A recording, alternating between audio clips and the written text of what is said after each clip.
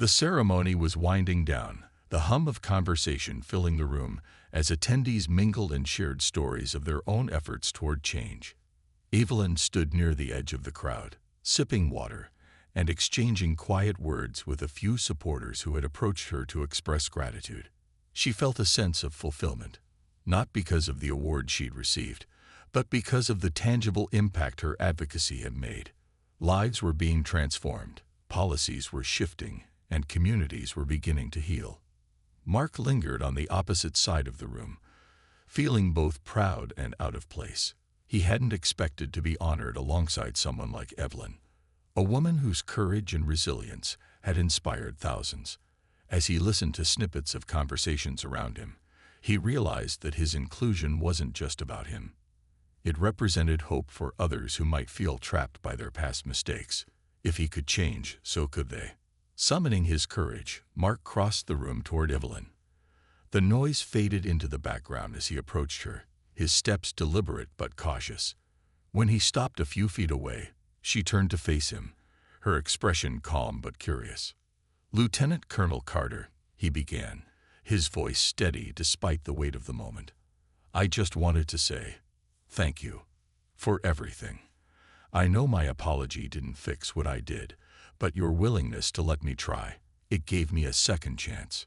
Evelyn studied him for a moment, her gaze thoughtful. Then she offered a small, almost imperceptible smile. "Second chances are important," she said softly, "but they're only meaningful if you use them wisely. And from what I've seen, you're doing that." Her words carried more weight than any formal recognition ever could. Mark nodded, gratitude swelling in his chest. "I'll keep trying," he promised, "for as long as it takes." They stood there for a moment longer, two people forever linked by an incident that had once seemed irredeemable. There was no handshake, no hug, just a shared understanding that progress often begins with discomfort and humility. Then, without another word, they parted ways, each returning to their respective circles. In the weeks and months that followed, Evelyn continued her work, expanding her reach beyond local communities to national platforms. She co-authored a book detailing her experiences, emphasizing the importance of accountability and allyship. Schools adopted it into their curriculums, ensuring that future generations would learn from her story. Meanwhile, Mark remained committed to grassroots efforts, focusing on mentoring young people and advocating for reforms within law enforcement training programs. Though their lives took different trajectories, their paths occasionally intersected. At conferences, memorials, or community events, each encounter reinforced the idea that true growth is ongoing, requiring constant effort and reflection. Neither claimed perfection, but both embraced the journey toward becoming better versions of themselves.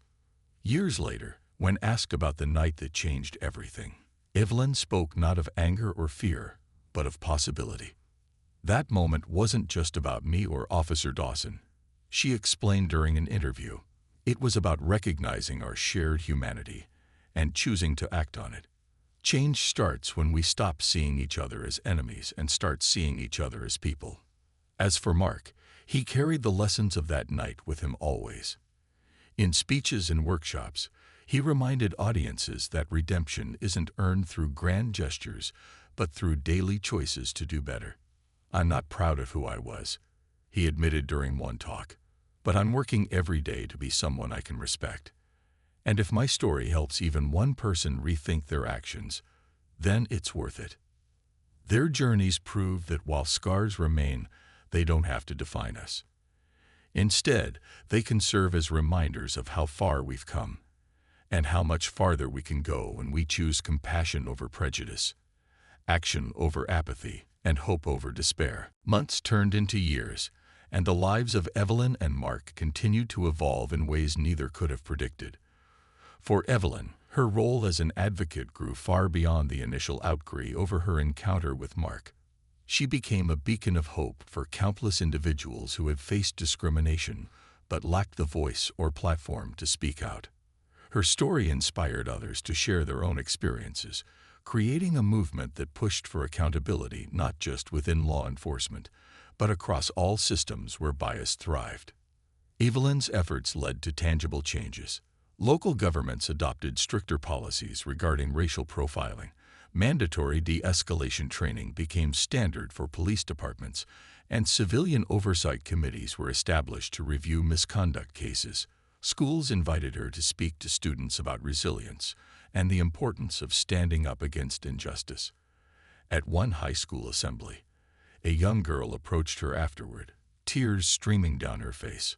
"I didn't think anyone cared," the girl whispered. "But hearing your story makes me believe I can make a difference too." For Mark, redemption came through small, consistent actions rather than grand gestures.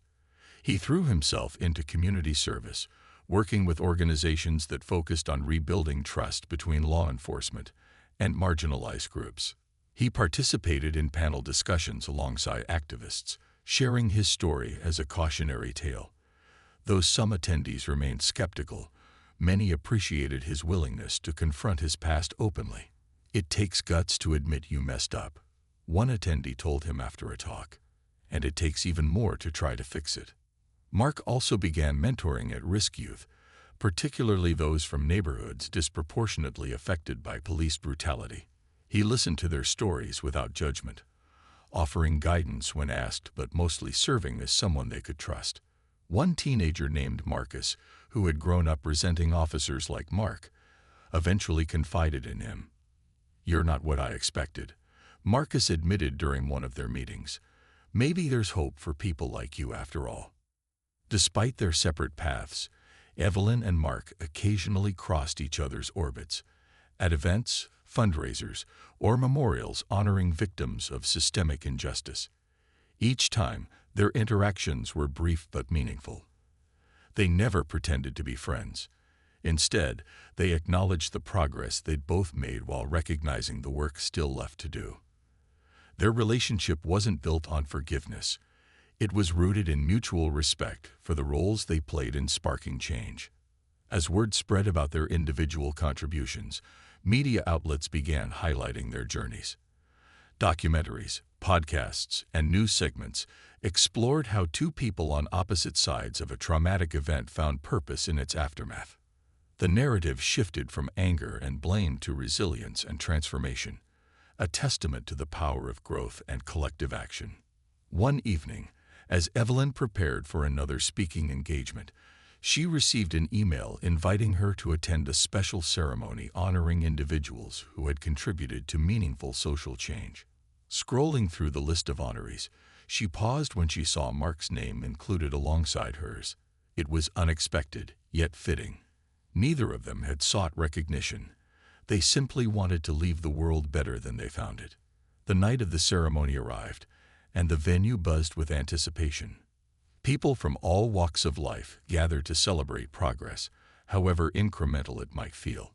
When Evelyn's name was called, she walked onto the stage to thunderous applause, accepting her award with grace.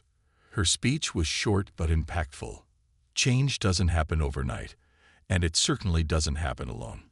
Tonight, we honor not just individuals, but the idea that together, we can create a future worth fighting for.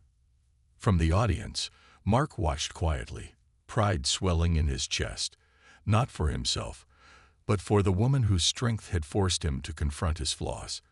As Evelyn stepped off stage, their eyes met briefly.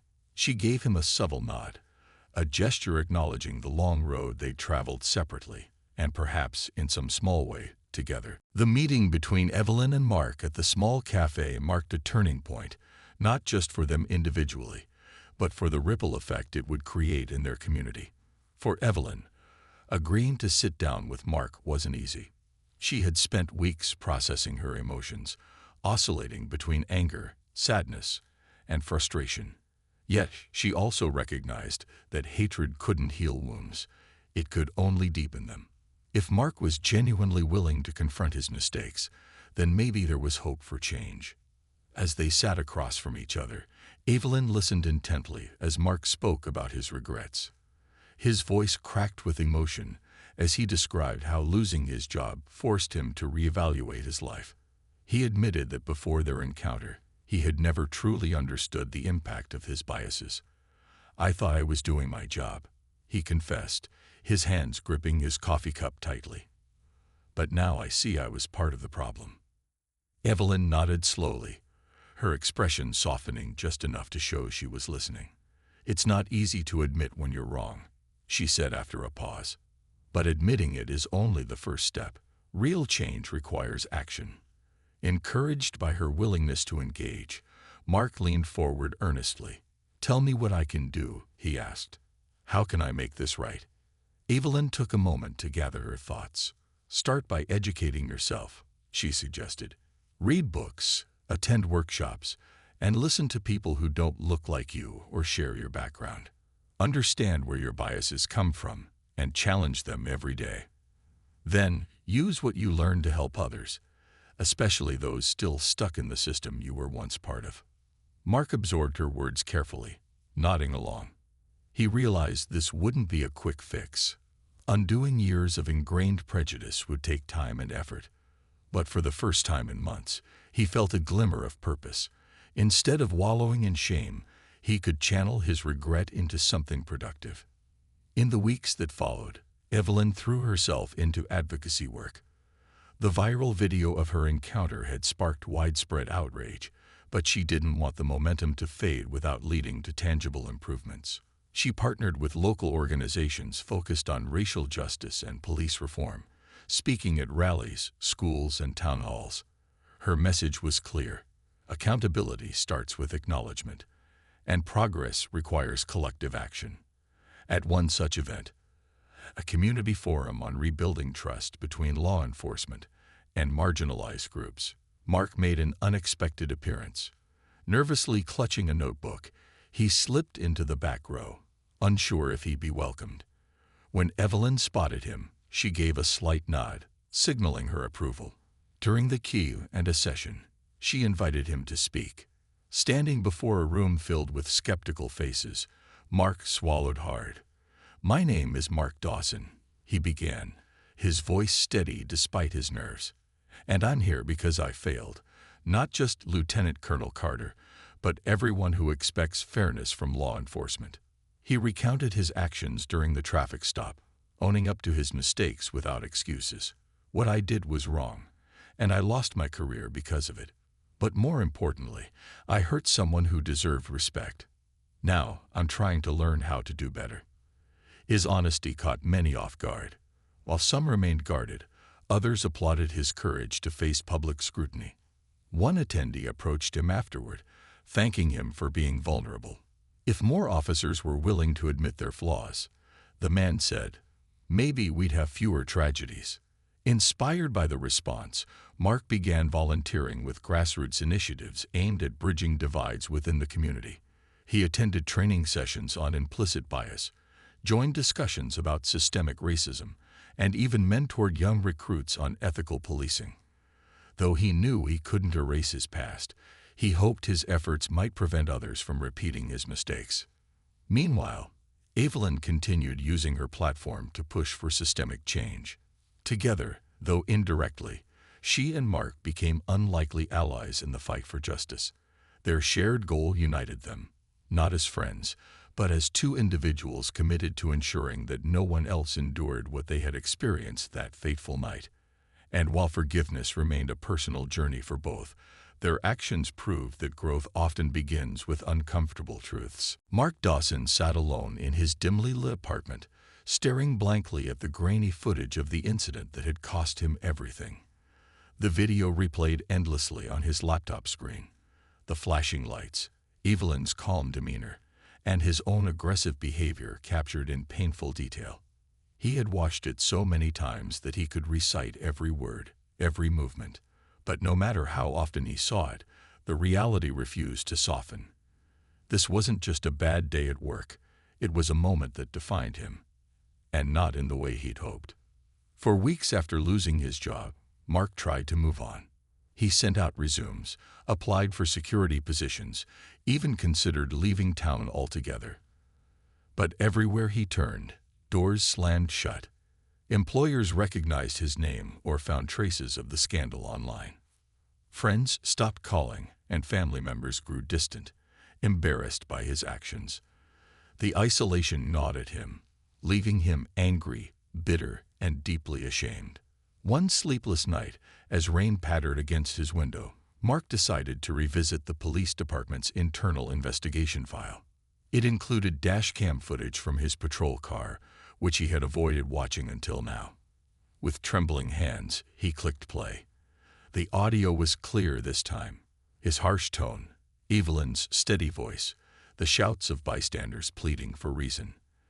As the scene unfolded, one particular moment struck him like a punch to the gut. Evelyn calmly reminding him of her rank and service while he screamed accusations at her. He paused the video, leaning back in his chair, overwhelmed by guilt. For the first time, he truly saw her, not as some vague figure who challenged his authority, but as a human being. A decorated soldier who had sacrificed years of her life for her country. Someone's mother, sister, friend. And yet, instead of respecting her, he had treated her like a criminal. Worse, he had let hatred and prejudice dictate his actions. Over the next few days, Mark couldn't escape the image of Evelyn kneeling on the cold pavement, her hands raised high. Her composure haunted him. How could she stay so calm when he had been so cruel? What kind of strength did it take to face such hostility without lashing out? These questions consumed him, forcing him to confront parts of himself he'd rather ignore. Determined to understand what went wrong, Mark began researching systemic racism and bias in policing.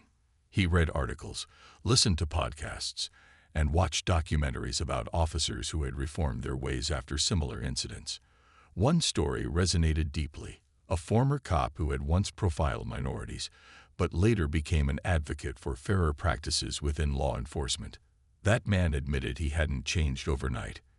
It took honest reflection, accountability, and a willingness to listen to those he had wronged. Inspired yet terrified, Mark made a decision. If he wanted to reclaim any sense of integrity, he needed to apologize, not just publicly but directly to Evelyn. Reaching out felt like stepping off a cliff, but he knew he owed her that much. Through her lawyer, he sent a letter expressing remorse and requesting a meeting. To his surprise, Evelyn agreed, though her conditions were firm. The conversation would be private, and there were no guarantees of forgiveness. The day of their meeting arrived, and Mark dressed carefully, choosing clothes that conveyed humility rather than defensiveness. When he entered the small cafe where they'd agreed to meet, his heart pounded. Evelyn was already seated at a corner table, sipping tea. She looked smaller in person than she had during the traffic stop, but her presence commanded respect. Mark approached cautiously, pulling out a chair across from her. "Thank you for seeing me," he said quietly, his voice shaking. I don't expect you to forgive me, but I need to say this." He took a deep breath, looking her in the eye for the first time since that fateful night. "What I did was wrong. I let my biases cloud my judgment, and I hurt you in ways I can't undo. I'm sorry." Evelyn studied him silently, her expression unreadable. After a long pause, she nodded slightly. "Your apology means something," she said finally. "But words aren't enough. Actions matter more. If you're serious about change, prove it." Her response hit Mark harder than any punishment could have. For the first time, he realized that redemption wasn't about earning forgiveness.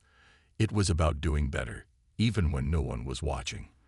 And as he left the cafe that day, he vowed to start making amends, one step at a time. By the time the sun rose the next morning, the video of Evelyn's encounter with Officer Mark Dawson had gone viral. Social media platforms were ablaze with reactions, and news outlets scrambled to cover the story. The footage showed everything. The flashing police lights, Mark's aggressive demeanor, the gun pointed at Evelyn, and her calm yet defiant response. It was impossible to ignore, and the public wasn't about to let it slide. Evelyn woke up that day feeling drained but resolute. Her phone buzzed nonstop with notifications, messages of support from friends, family, colleagues, and even strangers who had seen the video. Some praised her bravery, others expressed outrage on her behalf. A retired general she had served with years ago called to say he was proud of how she handled herself in such a tense situation. "You didn't just represent yourself out there," he told her. "You represented all of us." But amidst the flood of positivity, there were also darker comments. Trolls tried to discredit her, questioning whether she had provoked Mark or exaggerated the incident. Evelyn knew better than to engage. She understood that hate often came from ignorance, and responding wouldn't change anyone's mind. Instead, she focused on what mattered most, ensuring that this moment sparked meaningful change. Meanwhile, Officer Mark Dawson found himself at the center of a storm unlike anything he'd ever experienced. His name and face were plastered across headlines, often accompanied by harsh criticism. Calls for accountability poured in from every corner of the country. Local activists organized protests outside the police department, demanding justice not only for Evelyn, but also for countless others who had suffered similar treatment without the benefit of being recorded. The pressure mounted quickly. Within 24 hours, the police chief issued a statement announcing that Mark had been placed on administrative leave pending an internal investigation. "We take these allegations seriously," the statement read. "No member of our community should feel unsafe during a routine interaction with law enforcement." While the words sounded reassuring, many remained skeptical, pointing out that similar promises had been made before without lasting results. Behind closed doors, however, the fallout hit Mark hard. His colleagues avoided him, embarrassed by his actions and unwilling to defend him publicly. Rumors swirled around the precinct about his history of complaints, minor infractions that had been brushed aside until now. Even his superiors, who might have once looked the other way, couldn't shield him this time. When the investigation concluded days later, the decision was unanimous. Mark Dawson was fired. For Evelyn, the termination brought a mix of emotions. On one hand, she felt vindicated. Justice had been served, at least partially. But on the other hand, she couldn't shake the sadness of knowing that none of this would have happened if not for the video. How many others had faced similar situations without witnesses? How many officers like Mark still walked free because no camera caught their misconduct? As the days passed, Evelyn became more determined than ever to turn her experience into something positive. She started receiving invitations to speak at community events, universities, and panel discussions about racial injustice and police reform. At first, she hesitated, unsure if she wanted to relive the trauma over and over again. But as she listened to people share their own stories, of loved ones mistreated, of fear during traffic stops, of systemic biases that cut deep, she realized she had a responsibility to use her platform. Local lawmakers took notice too. Inspired by Evelyn's courage, they introduced legislation aimed at increasing transparency within law enforcement. Body cameras would become mandatory for all officers, and stricter penalties would be imposed for acts of excessive force. While the changes wouldn't happen overnight, Evelyn saw them as a step in the right direction. Still, life wasn't easy. Everywhere she went, people recognized her. Some thanked her tearfully, while others asked for advice on how to handle discrimination. Evelyn welcomed the conversations, even when they were difficult, because she knew silence only perpetuated the problem. What surprised her most, though, was the unexpected ally she gained along the way. An unlikely figure who would soon play a crucial role in her journey toward healing and reconciliation. Her words struck a nerve. Mark hesitated, his grip on the weapon loosening slightly. For the first time since the encounter began, doubt flickered across his face. He glanced at Evelyn again, then at the growing number of cameras pointed in his direction. The weight of the situation pressed down on him, and for a fleeting moment, it seemed like he might lower the gun. But pride, or perhaps fear of appearing weak, kept him from doing so. Instead, he tightened his jaw and barked another order at Evelyn. "Get on your knees." Now, Evelyn didn't move immediately. Her body tensed, every instinct screaming not to comply with such an unreasonable demand. But after a pause, she slowly sank to her knees, never breaking eye contact with Mark. It wasn't submission, it was strategy. She wanted him to see her humanity, to recognize that she was a person, not just a target. By now, The sound of distant sirens filled the air. Backup was coming, not just for Evelyn, but also for Mark. As the wailing grew louder, the crowd erupted into cheers, sensing that help was on the way. For Evelyn, the noise brought both relief and anxiety. Would the arriving officers defuse the situation, or would they side with Mark? She couldn't be sure, but she held on to hope that justice would prevail. Finally, 2 patrol cars screeched to a halt behind Mark's vehicle. Officers spilled out, their expressions a mix of confusion and concern. One of them approached cautiously, addressing Mark. "What's going on here?" he asked, glancing between the armed officer and the kneeling woman. Mark stammered, struggling to explain himself. She was uncooperative, he muttered, his voice lacking conviction. "I thought she might be a threat." The second officer turned to Evelyn, his tone softer. "Ma'am, are you okay? Can you tell us what happened?" Evelyn nodded, lowering her hand slightly. "Yes," she said, her voice steady despite everything. "I was pulled over for no apparent reason. I complied with every request, yet Officer Dawson drew his weapon and ordered me out of my car. Then he forced me to kneel at gunpoint." Her account sent ripples through the group of officers, some of whom exchanged uneasy glances. Whatever loyalty they may have felt toward Mark was overshadowed by the undeniable truth unfolding before them. This wasn't just a routine traffic stop gone wrong.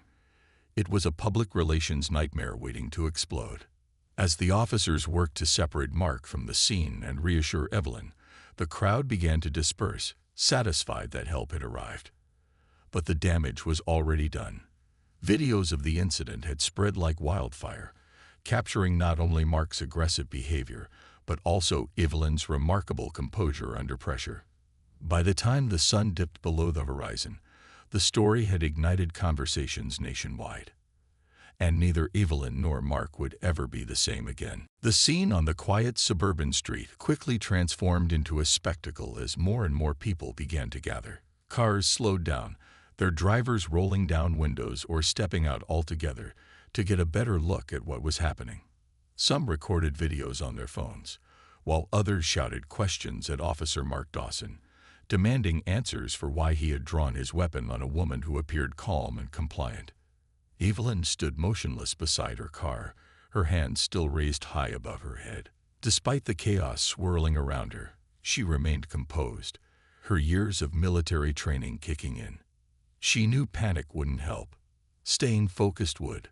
But inside, her mind raced with questions. How could this escalate so quickly? What had she done to deserve this treatment? And most importantly, how would it end? Mark, meanwhile, seemed overwhelmed by the growing crowd. His earlier bravado was fading, replaced by uncertainty. He glanced nervously at the bystanders, many of whom were now openly criticizing him. "This isn't right," one man yelled. "She hasn't done anything wrong." Another woman added, "You're pointing a gun at a U.S. Army officer. Are you serious?" Their words hit hard, but instead of backing down, Mark doubled down on his aggression. "Stay back," he barked at the onlookers, waving his free hand toward them. "This is police business. Mind your own." But no one listened. If anything, the crowd grew louder, their voices united in outrage. Someone called 911 to report the incident, describing everything they saw in vivid detail. Others shared live updates on social media, tagging local news outlets and activists. Within minutes, hashtags like #JusticeForEvelyn and #AccountabilityNow began trending online, drawing attention from far beyond the small neighborhood.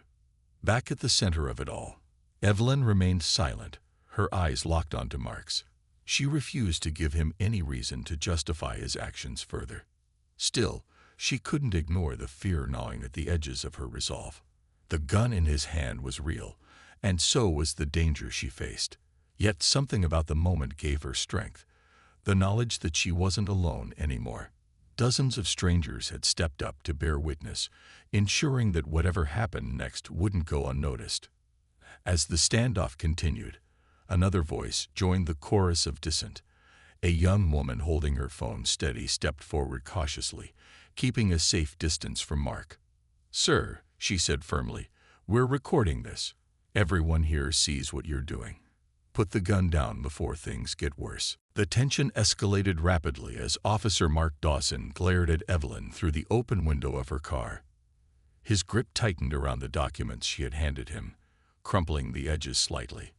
For a moment, he just stood there, his chest rising and falling with controlled anger. Evelyn, still seated calmly behind the wheel, felt her pulse quicken but refused to let fear show on her face. She had faced far worse situations during her time in the military. This was no different, or so she tried to convince herself. Mark flipped through the papers again, though it was clear he wasn't really reading them.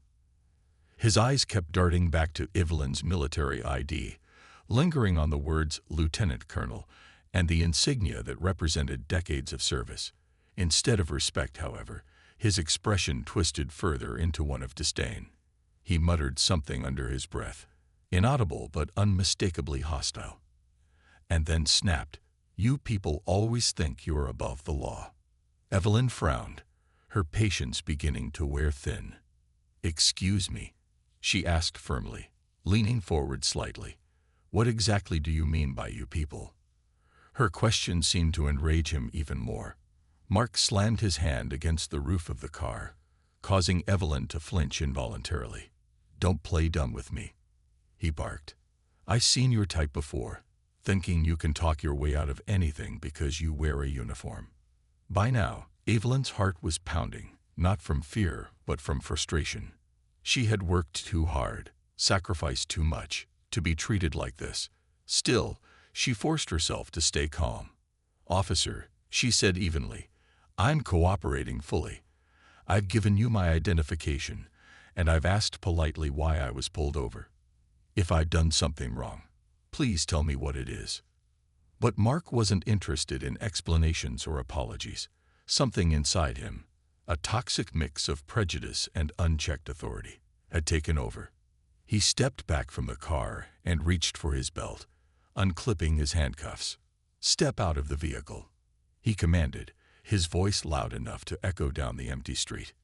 Evelyn froze, staring at him in disbelief. "Why? What am I being arrested for?" "I don't need to explain myself to you," Mark shot back, his tone dripping with contempt.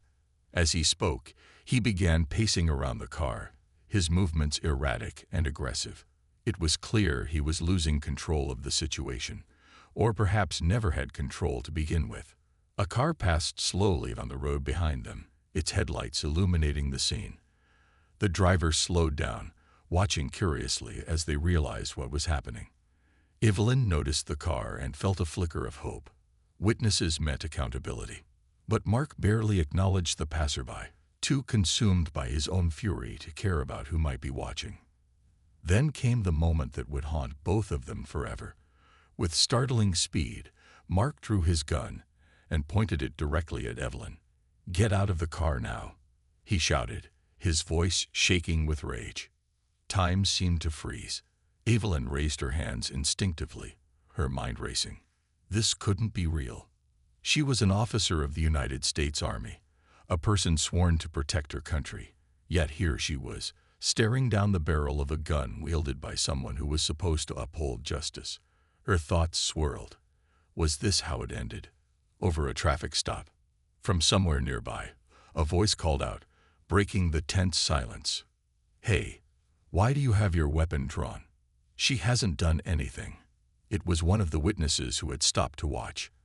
Another person chimed in, yelling, "This isn't right. Someone call 911. The sound of voices jolted Evelyn back to reality. She locked eyes with Mark, trying to gauge whether he truly intended to pull the trigger. For all his bravado, he hesitated, his finger trembling near the trigger. In that split second, Evelyn made a decision. She wouldn't give him the satisfaction of seeing her break. Slowly, deliberately, she unbuckled her seatbelt and stepped out of the car, keeping her hands raised high. As she stood there under the harsh glare of the police lights, Evelyn knew this wasn't just about her anymore. This was bigger than one bad cop or one unfair traffic stop. This was about every black person who had ever been treated unfairly because of the color of their skin. And as cameras rolled and phones recorded, Evelyn resolved to make sure this moment wouldn't be forgotten. The sun was setting, casting a golden glow over the quiet suburban streets. Lieutenant Colonel Evelyn Carter gripped the steering wheel of her car as she drove home after another long day at the military base. At 47 years old, Evelyn had spent more than half her life serving her country with pride and dedication. Her uniform hung neatly in the backseat, a testament to her commitment to duty. But tonight, something felt different, uneasy. As she approached a deserted intersection, red and blue lights suddenly flashed behind her. Startled but calm, Evelyn checked her speedometer. She hadn't been going over the limit. Still, she signaled and pulled over to the side of the road, turning on her hazard lights. Taking a deep breath, she rolled down her window and waited patiently for the officer to approach. Moments later, heavy footsteps echoed outside her car. A tall man appeared beside her door. Officer Mark Dawson. His face was stern, his jaw clenched tightly, as if he were preparing for battle rather than conducting a routine traffic stop. Without so much as a greeting or explanation, he barked, "License and registration." Evelyn kept her voice steady. "Good evening, officer. May I ask why I've been pulled over?" She reached carefully into her purse, making sure her movements were slow and deliberate to avoid alarming him. Mark didn't answer her question. Instead, he leaned closer, peering into the car with narrowed eyes. His gaze swept across the interior, the neatly folded maps, the Army sticker on the dashboard, and finally, Evelyn herself. He seemed to take in every detail before snapping. "I said license and registration." Slightly irritated but determined to remain composed, Evelyn handed over her documents along with her military ID. "I'm Lieutenant Colonel Evelyn Carter," she explained calmly. "I serve at Fort Liberty. I wasn't speeding, but I'll cooperate fully." For a brief moment, there was silence. Mark stared at the IDs in his hand, his expression unreadable. Then, without warning, his demeanor shifted. His lips curled into a sneer, and his tone grew harsher. "You think being in the Army makes you special? Huh. You still gotta follow the rules like everyone else." Evelyn blinked, taken aback by his sudden hostility. "Sir, I understand that. I'm happy to comply. I just want to know what I did wrong." But Mark wasn't listening anymore. Something about this woman, a black woman in uniform, triggered something deep within him. Maybe it was her poise, her confidence, or simply the fact that she dared to question him. Whatever it was, it ignited a spark of anger that quickly turned into rage. He stepped back from the car, his hand instinctively moving toward his holster. The air grew thick with tension as Evelyn watched, confusion giving way to alarm. What had started as a simple traffic stop now felt like it was spiraling out of control, and she couldn't shake the feeling that this wasn't about driving at all. Little did Evelyn know, this encounter would change both their lives forever.